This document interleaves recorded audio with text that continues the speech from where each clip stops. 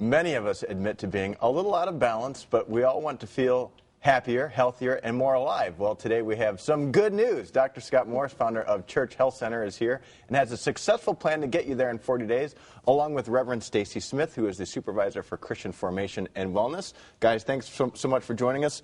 First, let's start with the Church Health Center. What is that? The Church Health Center is in Memphis. Okay. We provide health care for people who work in low-wage jobs who don't have health insurance. We take care of the people who work to make our lives comfortable. They shine your shoes, cook your food. They one day dig your grave. They don't complain. We take care of over 55,000 people. We do it totally without relying on the government. Our view is that the call to discipleship is to do three things: to preach, to teach, and to heal. Yeah. We don't get to take a pass on the healing ministry. So this is all about trying to engage people of faith to say this is what God calls us to do. And we've been doing it for a little over 24 years now. And you were here in January with the book, Healthcare You Can Live With. Very good. Well, how is your take on healthcare different than the typical practitioner? Well, our approach is that much of healthcare is about looking in the rearview mirror. You know, you come to the doctor, they're looking for disease. Well, Christians, you're supposed to be looking forward, right? Absolutely. That's exactly right. That is our point. And the same thing's true with going to the doctor. I mean, yeah, the doctor has to help diagnose disease, but particularly somebody, the two of y'all, I mean, y'all look like you're in great shape to me. It would be a lot more important for you to go to the doctor and the doctor be trying to help you figure out what do you need to do to stay healthy, looking forward and trying to help devise the plan as to what that would be. You know, I would rather have my doctor keep me healthy rather than wait until I'm broken and then try to put me back together. Okay. Well, the fact that the two of you are here together, you're a doctor, you're a reverend, right, Tracy? So it seems like there's a meshing of the two, and you're saying that that's what produces wellness, not just a diet plan. Is that correct? Well, you definitely have to have both. I mean, and that's part of the book series that we put together is, you know, it's practical tips that you can do every day to help keep yourself healthy and help get yourself healthy, but there's also a spiritual component to that each and every day as well. And I mean, Dr. Morris is a minister as well, and so the Church Health Center is really founded on the idea that faith and health go together and are really not different, are really part of the same thing. And this little book that you have here, 40 Days to Better Living, Optimal Health, why 40 days? How did you come up with this idea? I mean, why not a month? Why 40 days? Well, it's clearly a biblical concept. Okay. The idea, first off, it also takes about 6 weeks to change habits. Okay. None of us can just turn our life around in a very short period of time. It takes the dedication to do it day in and day out. And that's one of the troubles that all of us have, is being able to sustain anything. I mean, truthfully, it's one of the problems the church has, is that we're great at starting things. We're terrible about sustaining things. Like when I was here back in January, we talked about my book, Healthcare You Can Live With, which really sort of lays out the principles that we deal with here.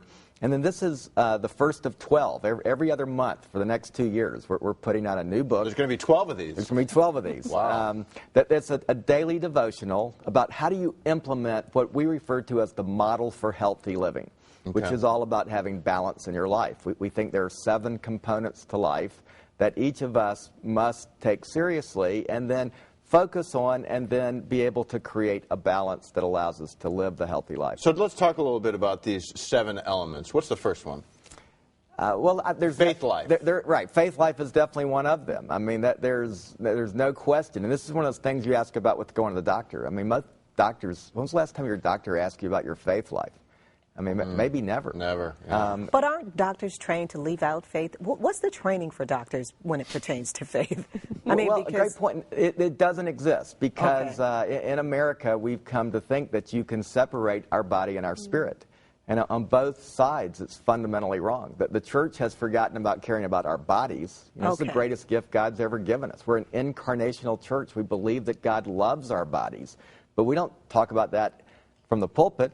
On the same time, the doctor absolutely doesn't ask you about the spiritual dimension in life. And yet, I can't tell you how many patients I've seen who, you know, I can MRI their chest and I will never know what love looks like. And that's really at the heart of what it means to be healthy. So tell me, do you see as many sick Christians as you do unbelievers? Are we just as sick as anyone else? We're human beings. That doesn't change. And we're all broken in some fashion. But we have a choice, though, right? we have a choice that a lot of people who don't have faith in Jesus Christ may not have. And so it seems like we would be more aware of our temples, just like you said. Well, but again, to my point about, we in the church have forgotten that God gave us this body. I mean, the least healthy meal you could eat every week is at your church. Yeah.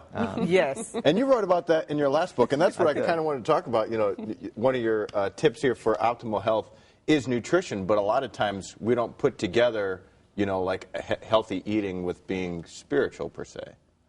Right. Well, it can be really difficult, especially in churches. I think this is one of the places where small churches actually have can address this issue a little bit easier than bigger churches, because if you want to try to eat healthier meals at your church, in large churches, a lot of times they have caterers, or they have outside companies who are coming in and preparing meals. But if you're at a small church, and your meals, your after church on Sunday, or your Wednesday evening meals are prepared by volunteers from the community, then they can make some decisions about what it is that they want to serve and really make healthy options available for the church. And it can be difficult, I think, to prepare those meals. But, we have recipes available on our magazine, on Church Health Reader, that are for a family of 4 and for a family of 40, Yeah. And so I think it's, we do forget a lot of times that